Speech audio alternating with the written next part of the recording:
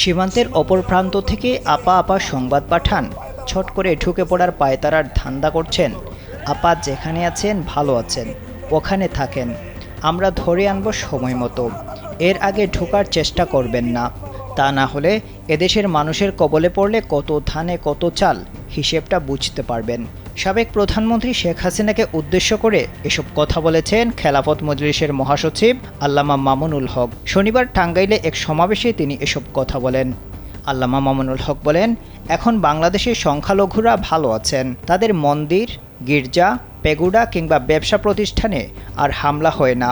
আওয়ামী লীগ রাতে কালনাগিনী হয়ে ছুবল মারত আর দিনে ওঝা হয়ে ঝাড়তে আসতো।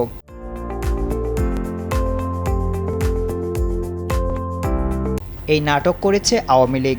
ওই নাটকের কুশীলবরা এখন বাংলাদেশের দৃশ্যপটে নেই, এজন্যই এখন আর নাটকও নেই।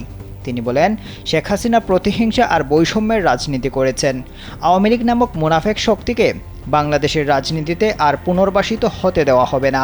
সাম্প্রদায়িক সম্প্রীতির যে নজির বাংলাদেশে স্থাপন হয়েছে, এটাকে অব্যাহত রাখতে হবে।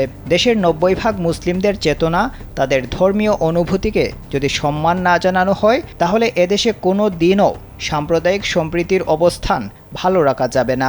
2021 সালে হেফাজতে ইসলামের 20 থেকে 30 জন নেতাকর্মীকে নির্মমভাবে হত্যা করা হয়েছে উল্লেখ করে মামুনুল হক বলেন, আল্লাহ পাক বাংলাদেশ থেকে শেখ হাসিনাকে অপসারণ করে প্রাণের দেশ গড়ার সুযোগ করে দিয়েছেন। দেশে পরাজিত শক্তি বসে নেই। কথিত স্বৈরাচার আবারও বাংলাদেশের মানুষের বুকের ওপর ছোবল মারার জন্য অপেক্ষার প্রহর গুনছে। অন্তর্বর্তী সরকারকে উদ্দেশ্য করে আল্লামা মামুনুল হক আরও বলেন, 13 সেপ্টেম্বর গোপালগঞ্জে যে ঘটনা সংঘটিত হয়েছে, 24 ঘন্টার মধ্যে প্রকৃত দোষীদের গ্রেপ্তার করে বিচারের কাঠগড়ায় দাঁড় করাতে হবে। শেখ হাসিনাকে বাংলাদেশে পুনর্বাসন করার জন্য যারা ষড়যন্ত্র করছেন, তাদের বিরুদ্ধে যথাযথ ব্যবস্থা গ্রহণ করতে হবে।